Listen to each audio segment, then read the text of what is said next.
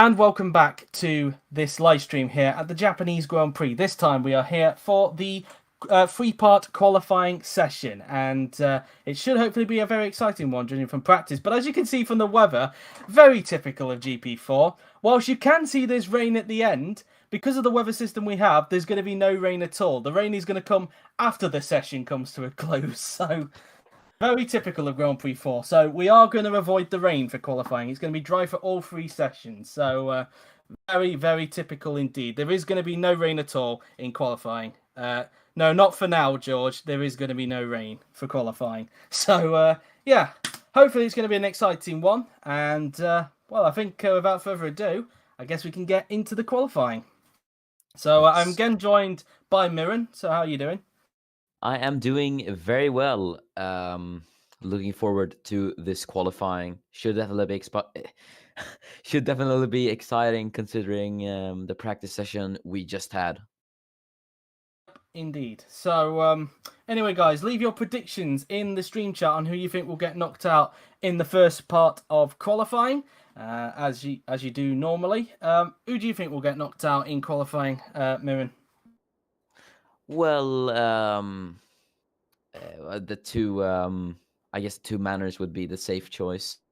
Then I'd say, I don't know. It's quite a hard thing to predict, but I guess Campana would probably not get out of Q1 either. And then I'd say maybe one of the Hasses, and then I'd say possibly Sontag as well, considering that he had a few minutes cut off in practice. But yeah, I can't really. It's a very it's not a very educated guess. I must say that myself. Yeah, probably so tough to predict that you couldn't even predict a sixth one. So I guess it's going to be very interesting.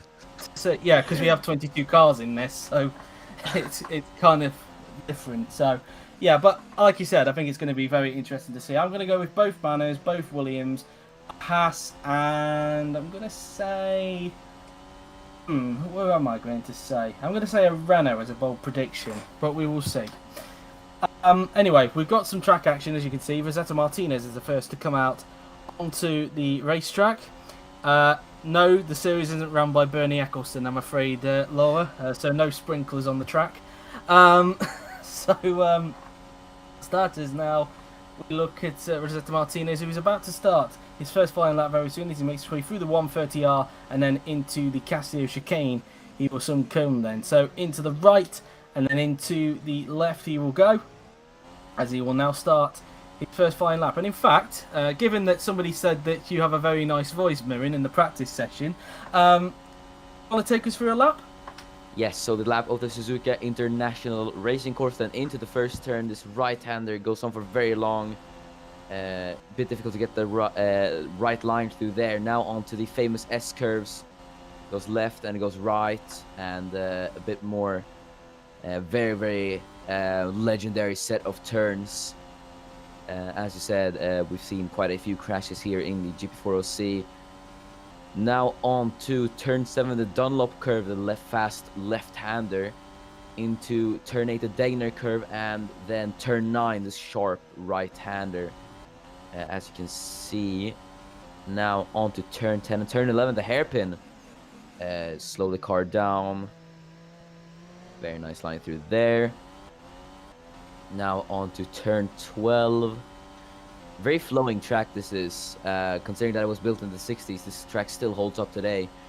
Now into Spoon Curve, turn 13. Now turn 14. Again, very hard to get the right line through there. You want to maximize the exit now as you head down the straight into the most legendary corner on this track, no doubt, 130R, as this is now taken at full speed.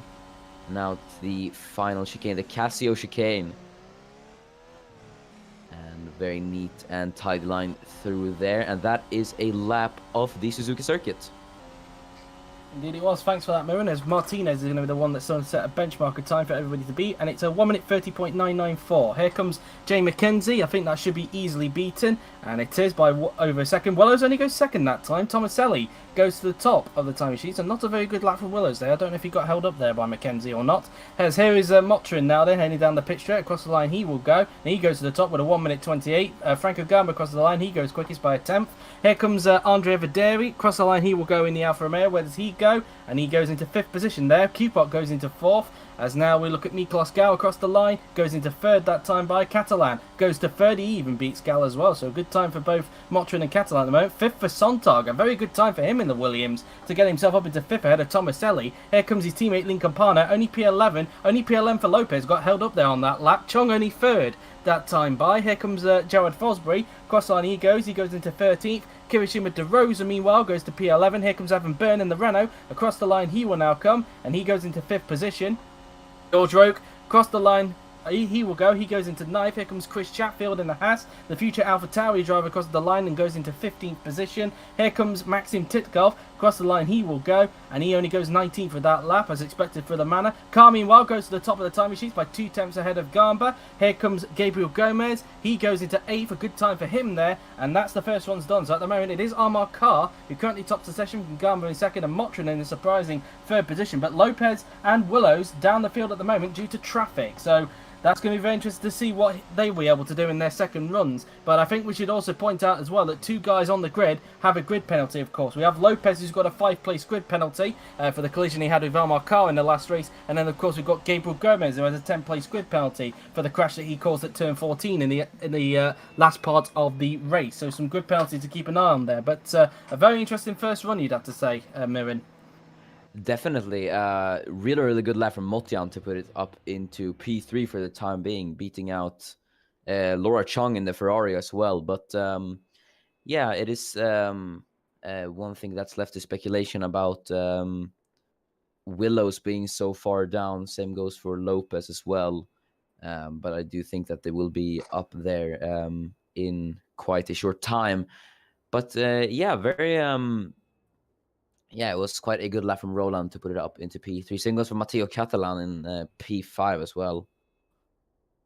Yeah, indeed. And it will be very interesting to see what happened in the second runs. Usually in the second runs, we see a lot of the lap times seeming to improve, especially in this tier at least. Not usually in all the other tiers, but it seems in the top class we usually see a lot of lap time improvement in the second runs, especially across all 3 sessions. But and I would expect, given that Lopez and Willows are down the field, I would expect that to probably be the same again. So we could see a little bit more of a shake-up in the order. But a good first lap, you have to say, for Felix Sontag to get up into 9th place at the moment. Yeah, definitely. Bringing that Williams into the top 10. I do think we both put him in our predictions to go out in Q1, but maybe not looking so likely anymore. But as you said, when the drivers go in for their go out for their second runs, that's when they improve the most. So we could see a bit of a shake-up of the order, as here is Jay McKenzie coming out for his second run. But yeah, it is still a very good lap from Sontag, I must admit.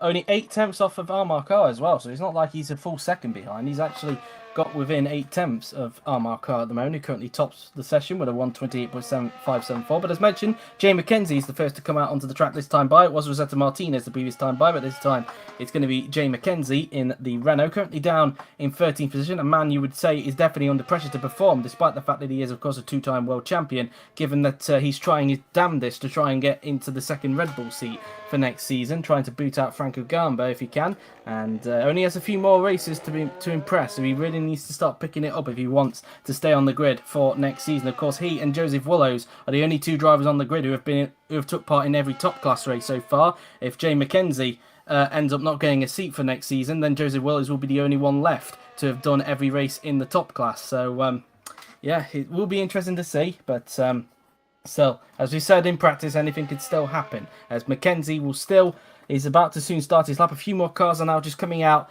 onto the pit lane with just over 10 minutes to go in Q1. As now Mackenzie makes his way towards the Casio chicane, flicking it in through the right, and then into the left-hander he goes, and then flicking it in through this flat-out right-hander as you flick the car in very quickly before heading your way down at the pit straight, and he will start his lap now. Will there be any traffic on the exit? And there is some cars coming out, but I think Mackenzie's just going to avoid that racing point, so it looks like he's going to get a clear lap in there then. I'm not sure if that's going to be the same for the racing point, though, that's behind when he starts his lap. But for Mackenzie, at least, it will be a clean lap for him as he makes his way through these fast swooping S's now. Then up the hill he goes through the flat-out left-hander as he will soon be approaching the end of the first sector. Let's see what his first sector is like compared to his personal best. He's keeping on the death panel at the top, and he's up on his personal best, but only by a... in fact, how much is he up by? It's up by 4 tenths, so he's currently on a big improvement at the moment, is Jay Mackenzie. So we could get his Renault into the top 10. We'll have to wait and see as he now goes around the hairpin now then, and now making his way through this swooping right-hander now then. It goes on for quite a while before you end up towards the Spoon curve. And Mackenzie will soon be approaching the end of Sector 2 very soon through the first part of Spoon, and then into the second part he will go.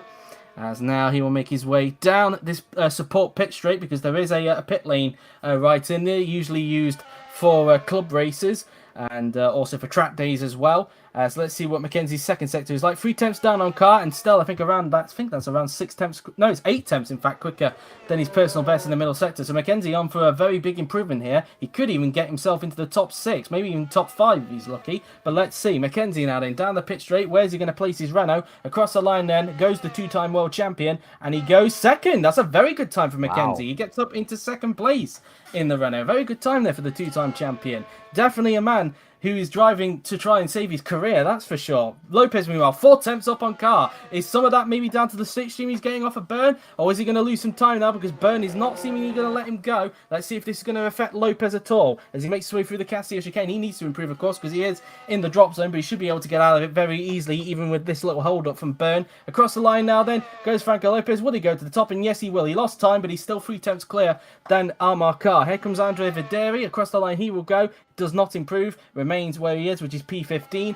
Paolino Tomaselli is on an improvement, and he lost time in the last sector. Meanwhile, Catalan goes up to 3rd in the Toro Rosso, so an improvement there then for Catalan. He gets in front of Mackenzie, 4th now for Laura Chung. As P5 now goes David Kupok, so here come the improvements that we were talking about on the second laps. Here comes Lean Campana. Across the line he goes. No improvement for him, no improvement for Gal, or even for Willows. That's a bit concerning, given that he's currently down in 17th in the drop zone. De Rosa, meanwhile, went up into 9th place. Martinez improves, but only up into 20th position. Garber, meanwhile, improves to go up into 2nd place. So he gets in front of Carr and splits the 2 Mercedes at this point. Here comes Jared Fosbury. Across the line, he goes only 17th in front of Willows that time by. Here comes Sontag. Across the line, he goes in the Williams. Currently in 13th position. Remains in 13th at the moment, but still so far in Q2. Here comes George Roque. So far not an improvement. He's only down in 15th position. So let's see what his 3rd sector is like. Roque is now going to cross the line, and he does not improve. Remains in 15th at this point. Here comes Chris Chatfield. He's on an improvement, and he goes only up into 18th ahead of Willows. Willows again getting caught up in traffic. This is not good for him, given that he's trying everything he can to try and get back in the championship fight. Same with Gallon away as well. Carr on an improvement. Can he get back to the top? Yes, he can by 10. So Carr makes it again a Mercedes 1-2. Here comes Byrne, who's on an improvement right now, and even with Lopez behind, he didn't seem to affect the Irishman. But let's see where Byrne can go. His teammate is up in 7th, and he goes up into 8th. So 7-8 so far for Renault at this point, and I think that's the second run's done. But at the moment, Joseph Willows probably under a little bit of pressure on his last lap. Yeah, I just say Willows got quite unlucky with that, considering he had traffic on both of his runs down in P19. As you said, there's going to be a lot of pressure from him, as here we see a replay of him getting held up. But yeah, he will certainly be under quite a lot of pressure to get that Ferrari out of Q1, or out of the drop zone, should I say, as well. But yeah. It was a really big hold-up for Willows, you can see there, because he got caught up in this little train. And look at that. Willows was actually up on Carr in the first sector. So had he not been impeded by Gal and Campana in front, who knows? He could have been at the top of the timing sheet. So, but he's now under pressure. So it's not like that Joe hasn't got any pace around here, because he can. It's definitely a traffic. It's clearly he's having trouble with the traffic today. You can really tell that. He was 1.5 down on, I think it was, I guess, Lopez at the time. or he was 1.5 seconds down on the pole time there, so you could tell just how much the traffic held him up. But yeah, I think he'll definitely have his shot a bit later on, as there is still 6 minutes remaining in the Q1 session. Could even be his last chance. We'll have to wait and see how quickly everybody goes back out onto the track. But yeah, Willow's under a bit of pressure here to get out, not only to get a clean lap in, but also to ensure that there's no traffic around, because otherwise he could find himself out in Q1, and that is not good. That would not be good news for him, given that his main rival Franco Lopez has a 5-place grid penalty that he's got to contend with here in this qualifying session. So yeah, he really needs to try and get out of the drop zone if he can. As Jay McKenzie, just like last time, is going out first for the third and perhaps final run. We'll have to wait and see how quickly they get back around the track. So McKenzie now then just makes his way out of turn 2 before making his way through the S's now then, through the left, right, and then into the left-hander he will go. And I think there may have been a few more that just came out on the track there. I think one of them including his teammate. So both Renaults out on track at the same time. I think not together though, because I don't think they want to impede each other, that's for sure. Because there has been some tension between Jay and Evan during the course of the season, especially at Belgium, where Evan felt like Jay McKenzie held him up during that race and probably cost him some more positions in that race. But yeah, that's that really. I don't think Jay wants to do that again in this qualifying session, especially when he's got his own career to try and save, as he now comes out of the hairpin. Now, through this right-hander he will go, and now he will go towards the spoon curve as some more cars are coming out onto the track. Willows will be hoping that there'll be no traffic in front of him if he wants to get through into Q2, and he obviously has the pace to do it. It's all about the traffic, though, here. He's got to try and avoid it. Willows goes out on track. I don't think there was traffic around, so he might just be okay this time by, but you never know, of course. There didn't appear to be traffic the last time he went out, but then, of course, Gal and Campana had their little thing through the Degners, and that definitely caught up Willows, that's for sure. Now then, McKenzie through into the Casio chicane he goes, through the right, then into the left, as he will now start his potentially his final flying lap of Q1. Just looking at the timer, but we will see as McKenzie now then starts his lap. Across the line he goes, and he starts his lap now then. Is there any traffic on the right hand side? I think there may be a car going out, but no traffic whatsoever, so a clean lap again for Jay McKenzie as he finds himself in 7th place behind David Kupak.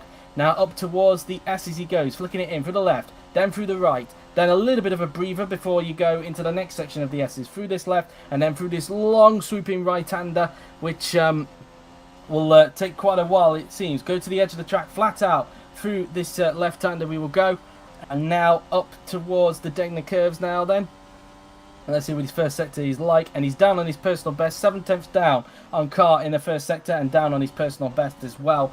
Out of the Degners now then, up the hill towards the hairpin, through this right-hander where Kvyat had his moment back in 2015 in real life, through into the hairpin, flicking it in, using a little bit of the curb on the inside there, using a little bit on the outside as well, swooping it in through this right-hander.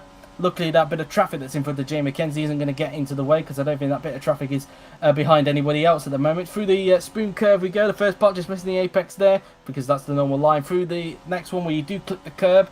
Now let's see what his second sector is like. Is he going to gain any time back, or is he still going to be down on his personal best? Let's see as we look on top of the def panel, and he is still down on his personal best, way off of car at the moment. So this is not going to be a good final lap for McKenzie, but I think he's going to be through into Q3 anyway. Through the Casio chicane he goes then, flicking it in through the left, and then he'll flick it through this right-hander. Flat out he will go, heading down the pit straight, and let's see what he will do. I don't think he's going to perform a miracle in the last sector, and no he won't. 1.7 off of car in the end there then, as we will now look at Franco Lopez, who's down on his personal best in the first sector there then. So at the moment Lopez not looking like he's going to try and get back to the top ahead of car at this point. Through the spoon curve, flicking it in through the left, heading down this hill, heading towards the crossover point again, where the track crosses over on itself. Let's see what his second sector is like now then, passing the support pit straight. And he is 1/10 down off of car in the second sector, and still down on his personal best. Not by much though, but still down on his personal best. Into the Casio chicane. Let's see if he can try and possibly pull some time back in this last sector. Around this right-hander he will go, as he'll now make his way down at the pit straight, and the current championship leader across the line, the man of course who will have a grid penalty, does not improve, remains still 0.151 behind Armar Car. Videri currently not on the improvement, and he's just in the cut, and these will be the final laps looking at the amount of time left. So Videri will have to, he's probably going to be in a little bit of danger given that Willows is currently in the drop zone. Videri crosses the line and he does not improve, and Willows goes up to 11th. He did get held up, but it's still enough to get himself through. So Videri is out of qualifying, and it's only 12th for Gal at the moment. I only just realised he was down. Chung went up to 3rd that time by. Here comes Campana across the line, and he goes up into 12th position as Roke is now finding himself in the drop zone. Tomaselli only 16th. He could be in danger here at the moment. Here comes Martinez across the line. No improvement. Well, he does improve, but he remains in 21st, so he is out. As we now look at Franco Gamba, across the line he goes. He remains in 4th position. Here comes Titkov. He's up on his personal best, but I don't think it's going to be enough to get him into Q2. But let's see. Across the line he goes, and he lost time in the last sector. So Titkov is out. Fosbury doesn't improve. He is out. Remains in 19th position. Here comes Kirishima De Rosa, who currently finds himself in 10th. Across the line he will go in the McLaren, and he does not improve. Catalan crosses the line. He doesn't improve either. Remains in P5. Here comes Chatfield, who currently is in the drop zone, and it doesn't look like he's on improvement, as Chatfield now then comes across the line, and he does not improve. He's out of qualifying. Can George Roke make it through? And yes, he can. Tomaselli is out. Roke does make it through. He gets up into 8th, and Tomaselli is out. As meantime, Sontag goes to the line, and he might have just made it into Q2 for the second race in a row. He is on the cusp at the moment, though. We will have to wait and see. I think everybody in that drop zone has done a lap. So, yes, they have. So, Sontag is through into Q2. Tomaselli, meanwhile, is out. Meantime, here comes Carr. Can he improve on his personal best? No. Remains on a 1 minute 28.085. Montrin is on improvement, but he's through into Q2 anyway. But let's see what time he will do anyway. Will he get himself a little bit higher into the top 10? Let's see. Round the right-hander he will go, as Montrin now then comes across the line. What can the Hungarian driver do? And can he improve? And he can. He goes up to 9th, so he only gains a place there, but he puts himself behind teammate Roke. Meantime, here comes Gomez, who is through, but he's on an improvement. Across the line goes the Brazilian, and he lost time in the last sector, so he remains in 15th position, and that is Q1 done with. So, Carr tops the session from Lopez in 2nd and Chung in 3rd position. And the 6 drivers who are out are Paulino Tomaselli, Andre Videri, Jared Fosbury, Chris Chatfield, Rosetta Martinez, and Maxim Titkov. So what do you make of Q1 as a whole, Mirin? Well, it was quite exciting from start to finish, I must say. Willow's, obviously, traffic hindered him quite a lot during the session, but he is still through. Good qualifying from the 2 Williams drivers as well. They are both into Q2 as well. But other than that, yeah, it was exciting, and I have high hopes coming into Q2. I've only just realised that Campana is through. So yeah, it's not just Sontag is through, it's both Williamses who are through. So a very good day's work for Williams, that is for sure. Campana 13th and Sontag in 16th, both of them through into the second part of qualifying. So didn't really expect that, of course, because we had both Williamses in our predictions to be knocked out in Q1, but they proved us wrong, that's for sure. As now we will wait for the game to go back into the menu screen, because you can't fast forward really when you've got AI cars only on track, because it has a little bit of an issue there. But when you don't have AI cars, you are able to fast forward it, which is quite a good feature there. But car, we'll just wait for everybody to come back into the pits basically, which I think they have done. So now it's going to transition into the menu screen, which it does. Again, Car top with Lopez 2nd and Chung 3rd after Q1. And a reminder of your bottom 6 if you've only just tuned in once we get the full session times loaded up. A reminder of your bottom 6, and they are, of course, as follows. They are, of course, Paulino Tomaselli, Andre Videri, Jared Fosbury, Chris Chatfield, Rosetta Martinez, and Maxim Titkov. So we're just going to have a little pause for the moment whilst we wait for Yuri to set up Q2 all ready to go forward. So what do you guys make of that in the stream chat, of what you make of that session? It seems a lot of you are saying GG's to Williams, that is for sure, for getting both cars into Q2. Very good effort for them indeed. But whilst we are waiting, guys, let us know your prediction on who you think will get knocked out in Q2 and who will advance into the final part of qualifying whilst I do this tweet on Twitter. Well, I might go a bit silent here for the moment as do this.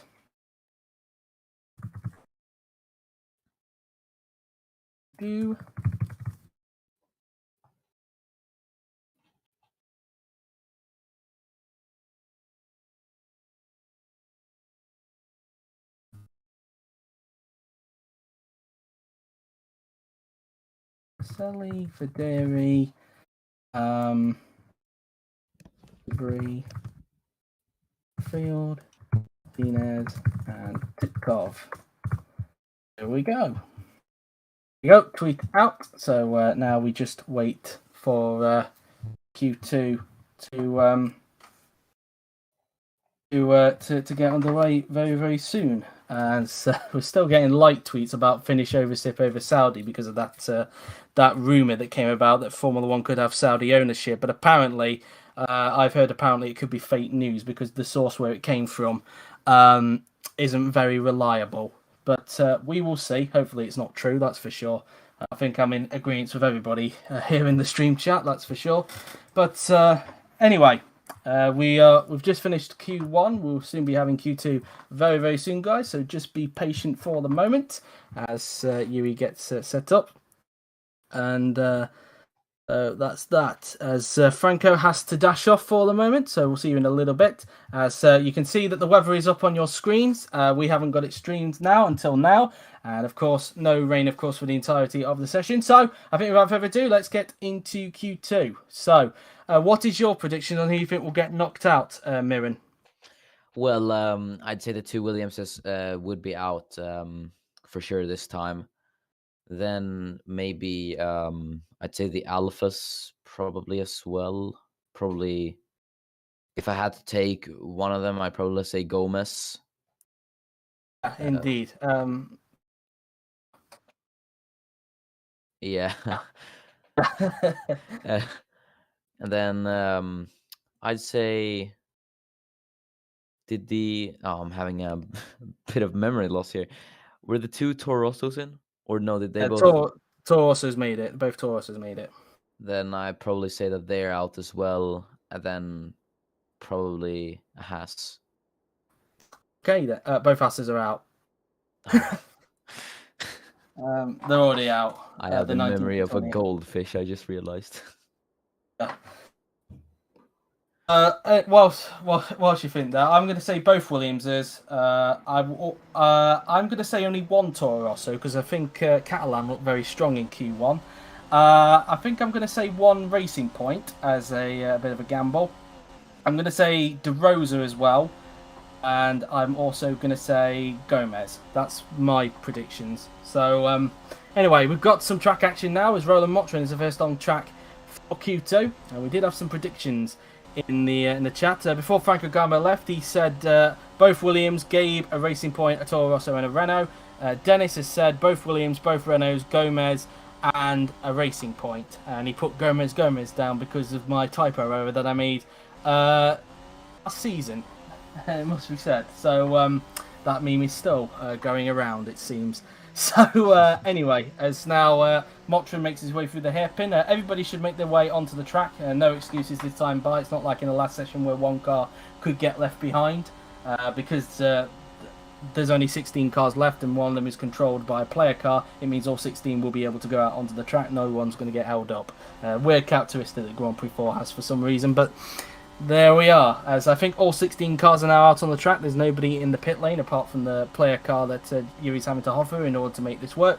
But anyway, Motrin now then, through the 130R he goes, and as he now makes his way towards the Casio chicane through the right, and then into the left-hander he will go, as he will now is about to prepare himself to start his first flying lap of Q2, and he will be the one setting the benchmarker time for everybody to beat. He's just started his lap as he'll now make his way down towards the first couple of corners on the track through the first corner, which is flat out, and then braking for the second corner, using all the curb on the exit before making his way into the S's now then.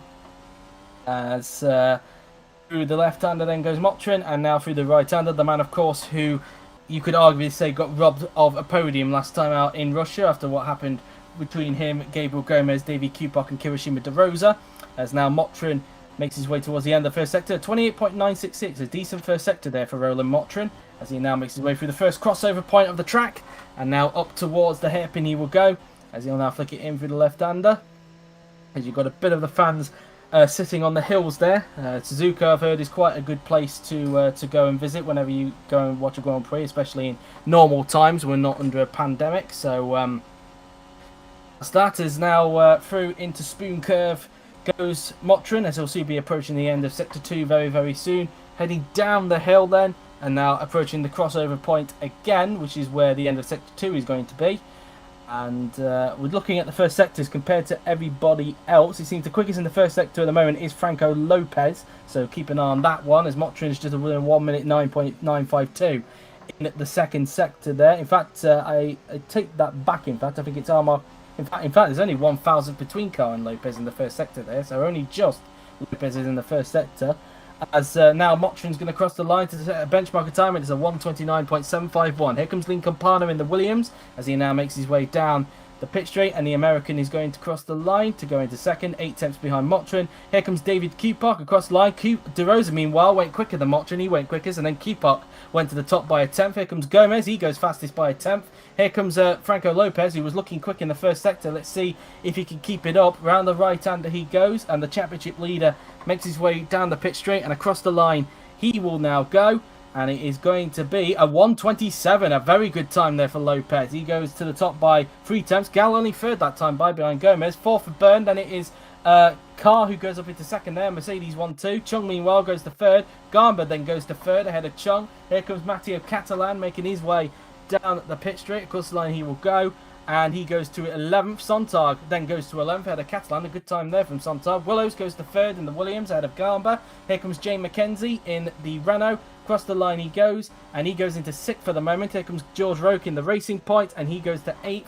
And that's the first runs done. So at the moment it is currently a Mercedes 1-2 with Lopez at the top and Carr in second, Willows in third. And after the first few runs, it must be said, a decent effort from Felix Sontag, it must be said, to get in front of Matteo Catalan. Yeah, definitely is. Very good lap from Sontag, but one person I must commend is Franco Lopez. That was a very strong lap from him to hold pole for now, and I'm sure that it will last for quite a long time in this session, should it be beaten. Yeah, the first person to break into the 1 minute 27s in the session. The only one on the 1 minute 27 at the moment, because Carr behind, 3 tenths behind on the 1:28. And so now everybody comes back into the pits now then, as there is one of the Williamses, that's Lincoln Parner down in 16th position, as he'll be wheeled back into the garage, as they'll be preparing for a second flying lap very, very soon. Gomez at the moment, currently in 7th position, so at the moment he's advancing into Q3, but let's not forget, both Gomez and Lopez have grid penalties. Lopez has a 5-place grid penalty, so even if Lopez did top Q3, he would not take pole position, and Gomez, of course, has a 10-place grid penalty. So that's something to bear in mind, especially if both of them go into Q3. That is for sure. So at the moment, Gomez will not be starting in last if he gets himself into Q3, but there's still plenty of time left in the session. Sontag is back in the pits, currently in 14th position, which would definitely... well, in fact, you never know, of course. Gomez could perform a miracle in Q3 for all we know. So that's that. As now Sontag gets wheeled back into the garage. We wait for another car to go out onto the track. It might be Motrin again. We will have to wait and see. And as Williams trying to see if they can get as high up the grid as possible, especially when they know that somebody like Gabriel Gomez is going to drop 10 places back, so they'll be hoping he's quite low down. If he gets through into Q3, he's quite low down in that qualifying, and well, probably a high chance really, because I don't think Gomez is going to challenge the top guys today, that's for sure. Speaking of which, Gomez now comes out onto the track, and as I say that as well, he is obviously ahead of Gal. I don't know if Gal got held up on traffic on his first lap, but we'll wait and see when the second laps come about. Again, we usually see some improvements in the second laps. Whether that's going to be the case in Q2, that's going to be the question, as Gomez makes his way through the S's. Suzuka, some good memories for Gomez, in fact, because this was the track, of course, back in GP2, where he got his first ever GP4 OC win, if I'm not mistaken, back in 2009, if I'm correct on that. So, yeah, he's obviously been a veteran of GP2. It took him so many seasons to get into the top class, which he finally was able to in 2016, until he lost out on the drive in 2017, won the DTM Championship, and then came back in 2018 and spent the last 2 seasons at Alfa Romeo. Obviously, he is a man under pressure at the moment, given that there's lots of competition around with AlphaTauri and Alfa Romeo. He did put AlphaTauri down as his first choice. He is in the frame for that as well, along with several other contenders. But he could get retained by Alfa Romeo as well, given that Alfa Romeo are behind AlphaTauri in the pick order, and he put his current team down as his second choice. So Gabriel being smart with his choices there, but whether it will pay off is another question, because there is some competition as well with Alfa Romeo as well, especially with the likes of Aaron Curtis and even Bence Valdinga as well. Might as well point out as well, 2 GP2 drivers who are looking to see if they can get themselves into the top class, because they were battling to try and get into it last season, but they missed out. Maybe another chance for the Irishman and the Hungarian. We'll have to wait and see. But meantime, Gomez, speaking of Alfa Romeo, he's about to start his next flying lap. No traffic on the exit, so it should be a clean lap for the Brazilian. Through the first turn he goes, as he flicks the car in through the right-hander. Now he will go through the S's, flicking it in for the left, right, and then into the left-hander we go. As now flicking it in through the right he will go. We're just over 6.5 minutes to go at this session. He approaches the end of the first sector. He's going to be up on his personal best, which is a 28.7 in the first sector. And note, 2 tenths down he will be, and 8 tenths off of Lopez at this point. Out of the Degner curves he goes, through the crossover point, underneath the crossover point. Up the hill he goes into the hairpin, as he flicks it in through this left-hander. Out of the turn he goes, as everybody is out on track, I should point out as well. Hence why we didn't see any activity in the pit lane, because everybody's gone out, luckily, as Gomez did not get held up that time by. So again, a clean lap for the Brazilian. Through the spoon curve he goes, as he flicks it in through the left-hander, making his way down the hill, as he will approach the crossover point. Let's see what his time is going to be at the end of the second sector. And he is still down on his personal best, 1.7 down, in fact, off of Lopez. So it doesn't look like that Gomez is going to improve. He'll have to hope that his lap time so far is enough to get him into the final part of qualifying, so that he can reduce the pain for the 10-place grid penalty that he will have. Gomez now then making his way down the pit straight, and the Brazilian is now going to come across the line. No improvement, remains in 7th place. There's Kupok, who is on an improvement, and Kupok is currently in the drop zone, so he could make his way into the top 10 if his lap time is good enough. The German crosses the line, and he goes up to 9th, so it pushes Byrne into the drop zone. Here comes Campana, and he doesn't improve. De Rosa doesn't improve. Motrin does improve. He goes up into 9th. Gal improves, but still remains in 8th. Chung goes fastest by a tenth, so Chung now gets into the 1 minute 27s. Lopez doesn't improve. Carr is on improvement at the moment, but he's down on Chung at the moment by 2 tenths. So Chung to the top with a 1 minute 27.768 at this point in time in the Ferrari. Carr now then round the long sweeping right-hander he will go, as he makes his way down the pit straight across the line. What's the lap time going to be for Amar Carr? And he goes up to 3rd that time by, or he remains in it. I can't remember where it was. Bernie's not on an improvement. He remains in 12th. Willows doesn't improve. He remains in 4th. Here comes Mackenzie, who's up on his personal best, but only by 3,000 of a second there, so not by much. He's going to need to pull something big in the last sector if he wants to improve. He is currently safe at the moment, but we'll wait and see. Let's see if he's able to improve anyway in this 3rd sector. It's going to be a bit of an ass, but Mackenzie crosses the line. Can he improve? And he does, but remains in 6th position. Catalan, meanwhile, improves, but only into 12th, so still not safe at this point in time. Here comes Sontag, who's not on improving at the moment. Down in 15th, ahead of teammate Campana by 6 tenths, as now they makes his way down the pit straight. And Sontag does not improve. Meantime, Garber improves, but remains in 5th position. Roke is on improvement. Across the line he will go, and he loses time in the last sector. Remains in 9th position at this point in time. Kupok going back into the pits, and I think, is that everybody done on this these runs? I believe it is. So at the moment then, Chung now finds herself at the top of the timing sheets by 10th, ahead of the 2 Mercedes of Lopez and Carr, with Willows in 4th. The top 4 consisting of Ferraris and Mercedes. Only 5 points separating those 2 teams in the Constructors' Championship. Very, very close stuff indeed. But will this be the last lap for some other drivers? We'll have to wait and see. That's for sure, given how much time there is left. We will see if anybody else goes out onto the track, but I think it's going to be quite tight. Let's see. I don't think we're going to see everybody out on the track.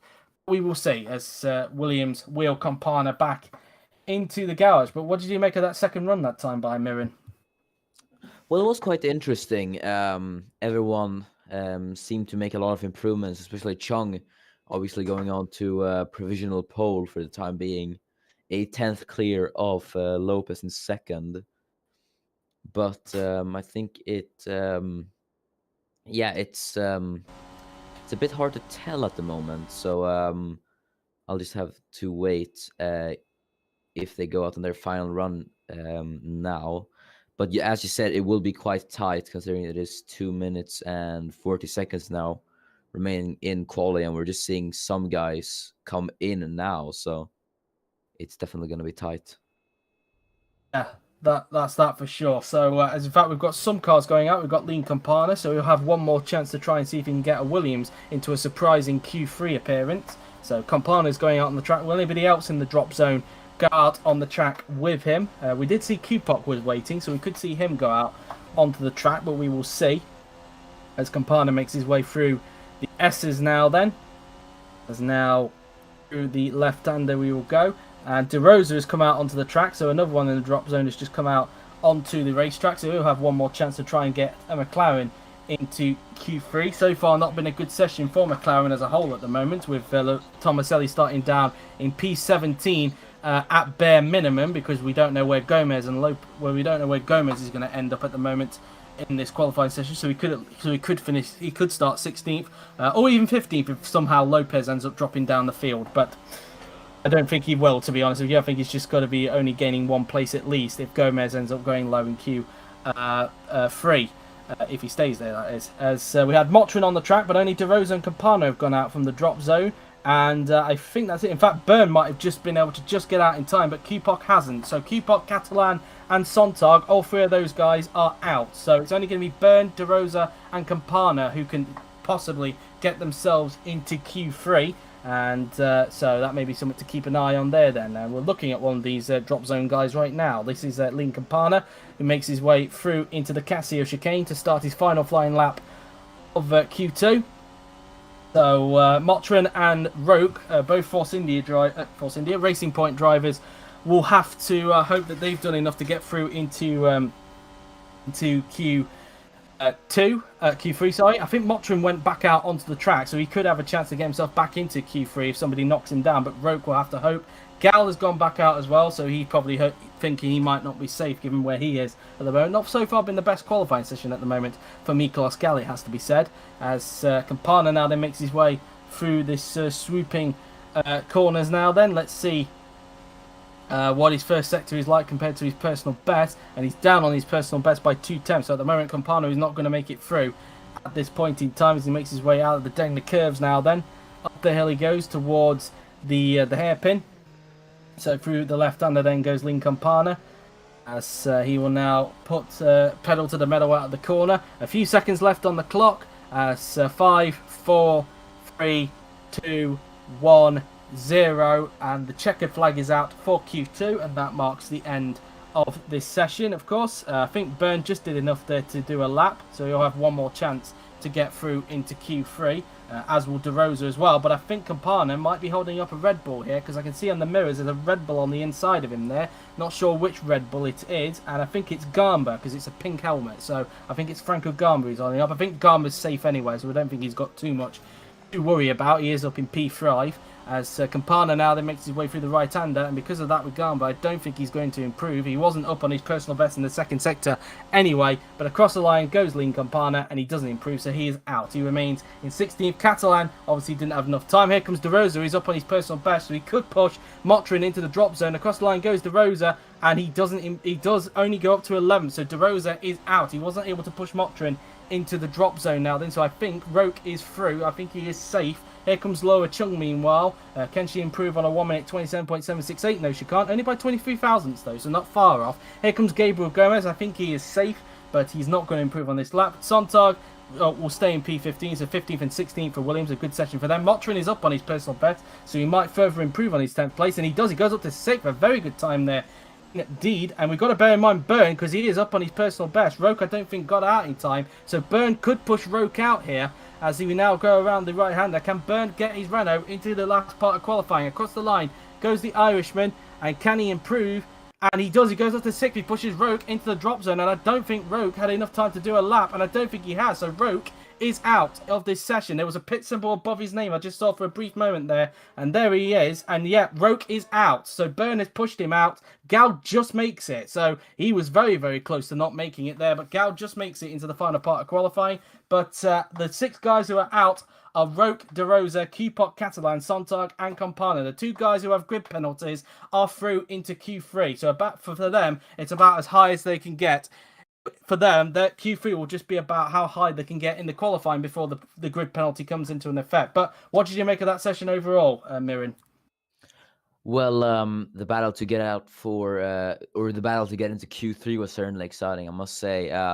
Really great laps from Byrne and Motian, and yeah, shame for De Rosa. He just missed out on pole by quite a small margin, but overall a very good Q2, and the fight for pole will surely be exciting.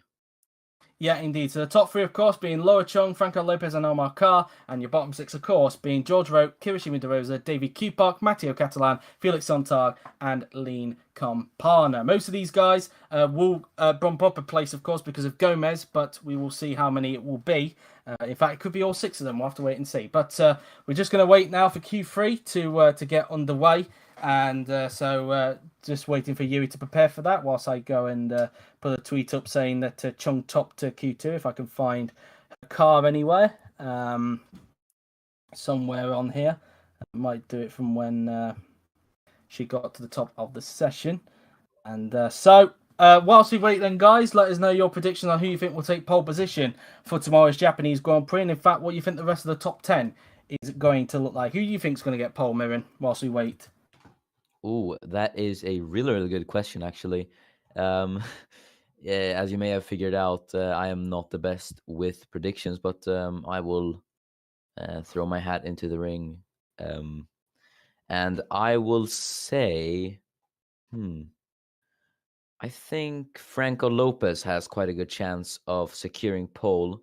Obviously, it is quite a safe bet, I must say, but I think there are some solid contenders, so it's very hard to tell who's going to get this pole. You said that Franco Lopez will get pole there, but of course he has the 5-place grid penalty. So I'll have to ask you, who do you think will get second then, as a result? Okay. Well, I'll just say Chung looked quite good in Q2. So if she carries this on to Q3, then I'd say that she has quite a good chance for pole.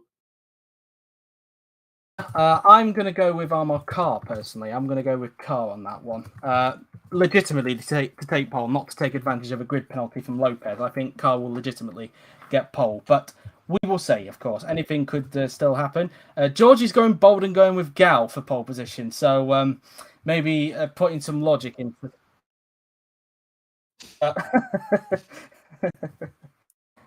so that's that. So I'm just going to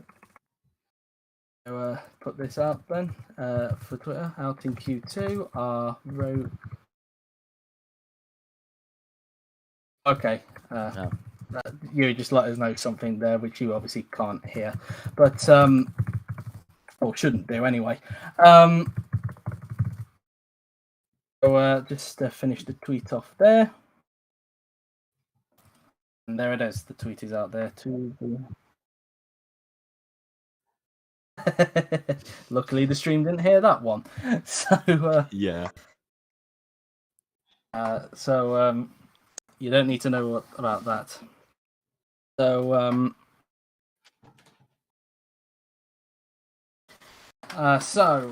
let's as we wait for Yuri to finish off the setting so we can get underway for Q2. Now remember, bearing in mind, if you've just tuned in to this last part of qualifying, remember, Franco Lopez has a 5-place grid penalty, so he will not get pole position on the grid. He might get it in this session, but the best he can ask for is 6th on the grid. Another one who has a grid penalty is Gabriel Gomez. He has a 10-place grid penalty, so bear that in mind with those two, who are both in Q3, of course. So, yeah, just remember that, guys. So, as we wait for the Q3 settings to finish off, just bear with us, guys, and it will be on your screen very, very, very soon.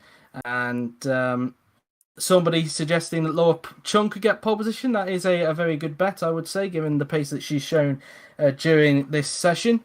So we've got a few saying, well, the one saying Gal. I've said Carr for pole. Chung, somebody said Laura for pole. And yeah, so, and Lopez pole. in this qualifying, and then.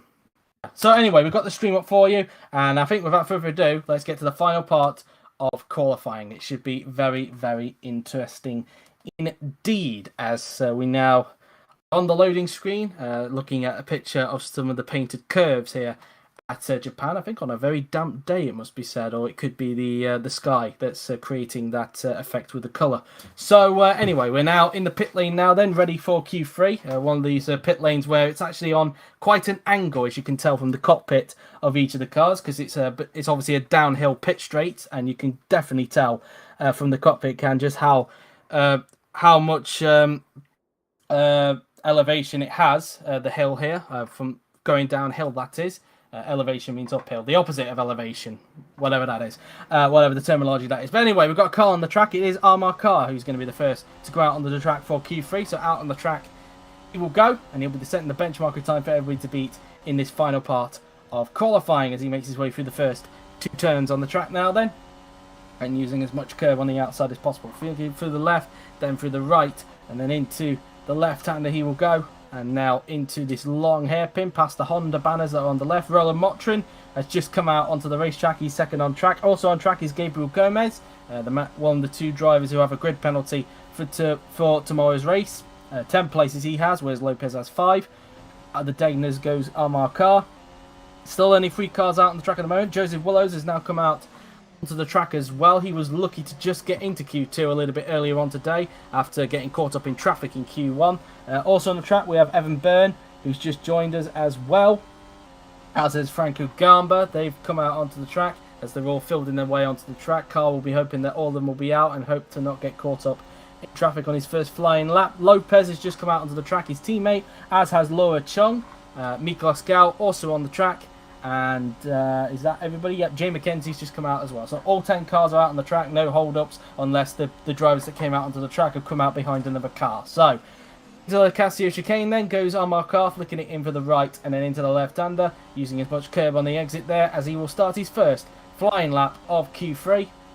Across the line he goes onto the pit straight, and Car starts his lap now then. So, making his way down towards the first corner now then, which has a little bit of banking on it. The first 2 turns has, so a bit of banking into the first 2 turns there here at Suzuka before making your way through the left-hander, then through the right, and then into the left and right again. This right-hander being longer than the previous right-hander we just went to there. Up the hill now then, concluding this S's part of the track now through this long swooping left-hander, and at the end of sector 1, Car does a 28.030 in the first sector. Let's see what it's like compared to everybody else in the first sector as Car makes his way up towards the hairpin now then, as he just came out of the crossover point here at Suzuka. Out of the hairpin he goes now then. I think he just missed a little bit of curb there on the exit there, did Armar Car. That shouldn't affect him too much. Motrin 7 tenths down on Car in the first sector, to be expected when you're comparing a Mercedes and a Racing Point. 29.0 for Gomez, not the best first sector for him in the Alfa Romeo, it must be said, given the pace he's shown so far in this qualifying session. Now making his way down the support pit straight, Carl will approach the end of sector 2 very, very soon. Willows 6 tenths down on Car in the first sector, so at the moment Willows hasn't got an answer to Car in the first sector. Noah's Franco Gamba, he's 5 tenths down on Car there. Car did a 1 minute 8.116 in the second sector there, as he'll now approach the end of the lap now then. So let's see what the benchmarker time is going to be for Armar Car as he makes his way down the pit straight, and across the line he will go, and it's a 1 minute 27.505. Not the quickest I think we've seen. I think it was a 1:27.2 that Laura Chung did a little bit earlier on. Let me just double check. No, in fact it is the quickest we've seen, in fact. So he was 2 tenths quicker than Chung that time by. She did a 1:27.7. I don't know why I confused that with a 2. But anyway, here comes Roland Motrin making his way down the pit straight. And he does a 1:30.010, so not a good time for Motrin there. 2.5 seconds off of Car there. Gomez across the line. He goes to second, finds some time in the last 2 sectors there. As for some reason we were looking at Fosbury there. I don't know why. Anyway, here comes Willows now then, making his way down the pit straight. It wasn't a good first sector for Willows. Across the line, and he slots the second, but 1.5 seconds off of Car, so Willows off the pace a little bit at the moment. Byrne, meanwhile, goes to second ahead of Willows, so that shows how much time Willows is losing. Only third for Franco Gamba at the moment. Byrne ahead of Gamba at this point in time. Here comes Franco Lopez. Bearing in mind he has a grid penalty, of course, so wherever he goes, he'll drop 5 places back. Lopez across the line. Where can he go? and he goes into second. So at the moment, he would start 7th on the grid. Here comes Laura Chung. She splits the 2 Mercs, so she goes into second. So it'll be 8th at the moment for Lopez. Gao goes into 5th that time by. Here comes Jay McKenzie, and he goes into 8th. So they're the first runs done at this point in time. It is Amar Khan who currently tops it by 6 tenths ahead of Laura Chung in second position. Lopez in third, which will become 8th if it stays like this, and Gomez 9th at the moment, which will become 19th if it stays as it is. But at the moment, a very good first lap for Evan Byrne, you'd have to say, Mirren. Yeah, definitely. To put that Renault up into P4 is a really impressive feat, I must say.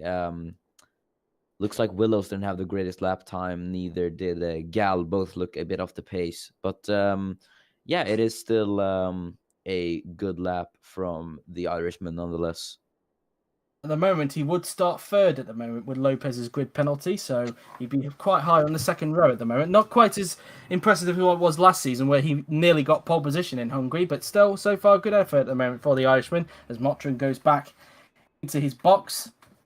At the moment, we'll start in P9 with Gomez's penalty, so not ideal at the moment for Motrin. As meanwhile, speaking of which, Gomez just comes back into his garage as he'd be wheeled back by his Alfa Romeo mechanics. So he wheels it back into the pit lane. And let's see where Gomez is going to be for the remainder of the session, of course, as we wait for the second set of runs to get underway in a little bit. Mackenzie still needs to come back into the pits, which he does now. So everybody now back into the pit lane, as they'll all be preparing for the second 5 laps, which could still have some big improvements, of course. I would keep an eye on Gal, Garma and Willows, because they could still do some big improvements and push Byrne down into 7th position, and to be better than midfielders, so to speak. But, of course, the second laps we usually see some improvements, so let's see if that's still the case in Q3. And so now we wait to see. Of course, Byrne has some good memories here at Suzuka. Of course, because back in only his second ever race in the OC, back in 2006, he got pole position in a Red Bull. A race after, 2 races after his teammate George Root got a pole position as well in that same car. So, so Byrne has got some good memories of the Suzuka track, and especially at the beginning part of his career. And so far in 4th position, so far having a good session is Byrne. Could be 3rd if it stays like this with Lopez's penalty, but we will wait and see. As Motrin now then goes around this left-hander, as he will now approach the Degners. He's the first on track again, I should point out as well, because he was first a little bit earlier on, but it looks like again he's gone out first. Gomez goes out second this time by, as Carr now, the man who's currently at the top of the timing sheets, is currently is gone out onto the track, as has Byrne. He looks like he wants to try and improve and maybe reduce that 9/10 gap that he's got between himself and Amar Khan, as they're all now filtering their way back onto the track. Motrin will be hoping there'll be no traffic by the time he gets around there. There shouldn't be, but I probably jinxed myself there, so knock on wood. Now we now go down the support pit strip with just over 7 minutes to go here in Q3, as Motrin will now fling the car through the 130R, the flat out 130R, before heading into the Cassia chicane. The two Red Bulls are still yet to go out onto the track. Gal's just gone out now. Will Garma follow suit? And he has done. So Motrin will not get held up by either of the Red Bulls there, as Motrin starts his second flying lap. So far finds himself 2.5 seconds behind Carr, so he'll want to see if he can improve and maybe try and see if he can be, well, if not best of the rest, if Byrne stays where he is, maybe second best of the midfielders. We'll have to wait and see. Through the S's then goes Motrin. Now into the left-hander. I need to put a penny in every time I say we'll have to wait and see. Need to put a penny in every time I do that. I could be a millionaire. But anyway, as now Motrin goes towards the first sector, and he's down on his personal best in the first sector that time by. So at the moment, he's not on another good lap either at this point in time. And I used to be one that used to say "right now" quite a lot. I often got the nickname Joseph Right Now Willows. You might as well just call me Joseph. We will have to wait and see about that, Willows. That probably wouldn't make any sense, but there we are. As now. Yeah, it doesn't have the same ring, unfortunately. As now through the spoon curve now, then we go. As now making your way down the support pit straight. As it seems that Sky Broadband is letting George down in the stream chat at the moment, as 1.4 off. In fact, Motrin gained some time in that second sector there. So I wonder if his first flying lap, he actually made a mistake. I'm not sure. He was only 1/10 off his personal best in the first sector, but he seems to have found a lot of time there in the second sector. So let's see what it's like in the third sector, as Motrin now then goes down the pit straight, and across the line he will go, and he goes up to 9th, so he gets in front of Gomez, but not in front of Mackenzie at this point in time. Here comes Gabriel Gomez, speaking of which, across the line, he remains in 10th, so at the moment he will start 20th with his 10-place grid penalty. Here comes Amar Kar, he's not on an improvement on his personal best at the moment, of 127.505, 7 tenths down on his current pole time at the moment. Into the Casio chicane then goes Amar Kar, the man who finished runner-up last season, but he probably won't finish runner-up this season, given the tricky season that he's had so far. The qualifying seems fine for Amar, but it seems that the races seem to be a different story. Maybe it could be a different case with Lopez having a grid penalty, but he doesn't improve, remains on a 127.505. Byrne remains in 4th. Here comes Laura Chung. She doesn't improve, still 6 tenths behind Kar at this point in time. Lopez not an improvement either, so it doesn't look like anybody's threatening Kar at the moment, unless the Red Bulls or even Willows are actually on big lap times. We'll have to wait and see. Mackenzie, meanwhile, is on improvement. Lopez didn't improve that time by, I should have said. Mackenzie across the line, and he does not improve. Lost time in the last sector. Willows is up on his personal best, but let's see how far he can get. He's still off of Kar, though, it must be said. Still way off his time. Let's see where he'll end up anyways. Willows makes his way down the pit straight, and across the line will go Joseph Willows, and he goes up to 6th, so not the best of times for him. Here comes Gal, across the line, no improvement, remains where he is. Garber's on improvement, and he goes up to 4th, so a big improvement there for Franco Garber. He gets himself into the top 4, which will be 3rd at the moment, given that Lopez has that grid penalty. Now, will we be able to see some final flying laps? Let's see. There's still enough time, and I would expect maybe Motrin to get one more lap in, but will anybody else join him? But yeah, it seems to me like Willows seems to be struggling in this session, Mirren. Yeah, the Red Bulls definitely seem to be struggling. One thing I've noticed, Gamba just got it up into P4, but Gal sits in P6. Same goes for Willows in P7. So bit of a tricky qualifying session for them at the moment. But Ka on provisional pole at the moment, I'd say looks unchallenged almost. 6 tenths clear of Laura Chung in second. So it just might be the pole for Ka. He looks very competitive around here. Indeed, at the moment he's looking at his 3rd pole in 4 races at the moment, because he took pole in Italy, took pole at South Korea, didn't get pole at Russia, but at the moment could look like to get pole here in Japan. It would be his 4th pole of the season, though, because he has had one earlier in the season at Baku, where his streak of victories at Baku came to an end this season, thanks to his teammate Franco Lopez. But that's that. We've got under 3 minutes to go. Let's see if anybody else is going to go out onto the track to do one more flying lap before this qualifying session comes to a close. I would expect the likes of Motrin and Gomez perhaps to go out there. But anybody else, we will see. As Garber just came back on the track, and Motrin has just come out now. So Motrin will get one more flying lap before the session comes to a close. But will anybody else join him? That's the question. As he now comes out onto the racetrack. The first 2 turns he goes, and he'll soon be starting his lap very soon. Just keep an eye on the pit symbols on the left-hand side to see if anybody else comes out on the track in these remaining few moments in Q3.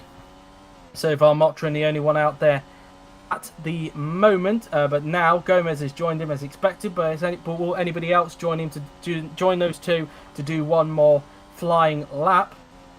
So through the Degners we will go. And so through the right-hander, using all the curb on the exit. And I think there's somebody else coming out onto the track. There is, it's Franco Lopez. So although he can't take pole, he might be able to try and see if he can get 6th on the grid, if he can try and beat Kar, that is. So he'll get one more chance to see if he can start from at least P6. Anybody else going to join these 3 onto the racetrack? As we have just a few seconds left. There's somebody moving in the pit lane, so they might just be able to get one more lap in. In fact, a couple of cars, in fact. We will see who are these couple of cars coming out now with just a few seconds left. Kar is one of them, and so is Byrne. And I think that's going to do it. So I think it's just going to be those 5 that are going to get a time in. So Kar, Lopez, Byrne, Motrin, and Gomez. So unless Byrne, Motrin, and Gomez pull some kind of miracle, I think Kar might get pole position. But we'll have to wait and see. Anything can happen in racing, and it usually does, especially in Grand Prix racing, that is. And I kind of butchered Murray Walker's famous line there, even though I did hero worship him. God damn it.